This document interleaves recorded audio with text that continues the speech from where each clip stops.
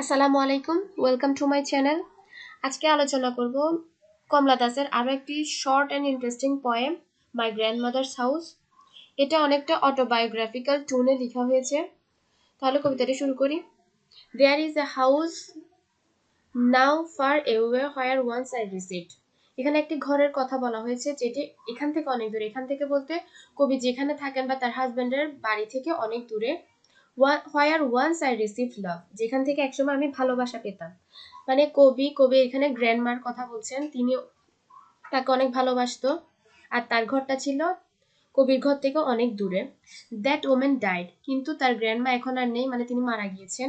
The house withdraw into silence, snake's moved among books. তার grandma মারা যাওয়ার পর পুরো ঘরটাই শুধু এখন সাইলেন্ট, মানে নীরবতা বিরাজ করছে। তার গ্র্যান্ডমাই ছিল ওই ঘরের সোল। যখন তিনি মারা গেছেন তখন ওই ঘরও সাইলেন্ট হয়ে গেছে। স্নেকস মুভড অ্যামং বুকস, ওই ঘরে একটা লাইব্রেরি ছিল, লাইব্রেরির মধ্যে কিছু বইও ছিল, বইয়ের মধ্যে এখন শুধু সাপই ঘোরাফেরা করে। I was then too young to read, তখন আমি অনেক ছোট ছিলাম, বইগুলো পড়তে পারতাম না। And my blood turned cold like the moon. এখানে কবির ব্লাডটাকে কোল্ড মুনের সাথে তুলনা করছেন, যেটা ঠান্ডা চাঁদের মতো জমে গিয়েছে। How often I think of going there, কবি মাঝে মাঝে চিন্তা করে যে ওই ঘরটাতে যাবে।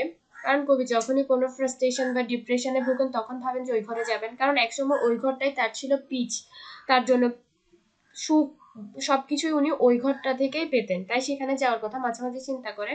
Two peer through blind eyes of windows or just listen to the frozen air.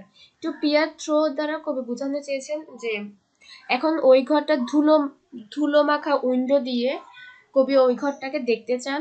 Just listen to the frozen air, এখানে কবি ফ্রোজেন এয়ার ব্যবহার করেছেন কারণ যখন ওই ঘরটা অনেকদিন ধরে বন্ধ, ঘরের হাওয়া বাতাসও থেমে গিয়েছে, তাই সেটাকে কবি ফ্রোজেন এয়ার বলেছেন। এখন কবি চাই যে তার ওই ধুলো মাখা জানালা দিয়ে ওই ঘরটাকে দেখতে এবং ফ্রোজেন এয়ারটাকে তার কান দিয়ে শুনতে।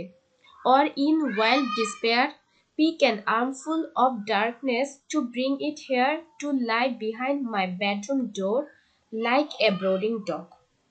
এবং অথবা কবি চান যে ইন ওয়াইল্ড ডিসপেয়ার, মানে হতাশ ভাবে কবি বলছেন যে পিক অ্যান আর্মফুল অফ ডার্কনেস, ওই ঘরটি বন্ধ থাকার কারণে ওখানে শুধু এখন ডার্কনেস, অন্ধকারই আছে, আর কিছুই নেই। তাই কবি চান তার আর্মফুল বাহুতে করে ওই অন্ধকারটাকে নিয়ে আসতে এবং তার বেডরুমের ডোরের পিছনে একটা ডগের মতো ওইটাকে রাখতে।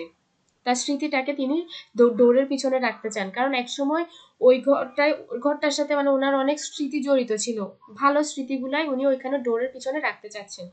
You can not believe darling, এখানে উনি হয়তো রিডার্সদেরকে বলছে কিংবা তার পার্টনারকে বলছে, you can not believe darling, can you, তুমি বিশ্বাস করবে না darling, that I lived in such a house, আমি একসময় এমন একটা ঘরে থাকতাম। And was proud and loved, খুবই গর্ববোধ করতাম এবং মানে ভালোবাসাও পেতাম। I who have lost my way, কিন্তু এখন কি, আমি আমার পথ হারিয়ে ফেলেছি।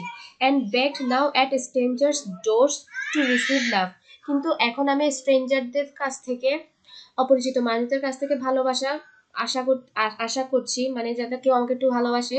অ্যাটলিস্ট ইন স্মল চেঞ্জ, ওই পরিমাণ, আমার দাদির পরিমাণ ভালোবাসা তো কেউ আমাকে দিতে পারবে না, তবে সামান্য পরিবর্তনের সাথে কিংবা সামান্য পরিমাণও যাতে কেউ আমাকে ভালোবাসাটা দেয়।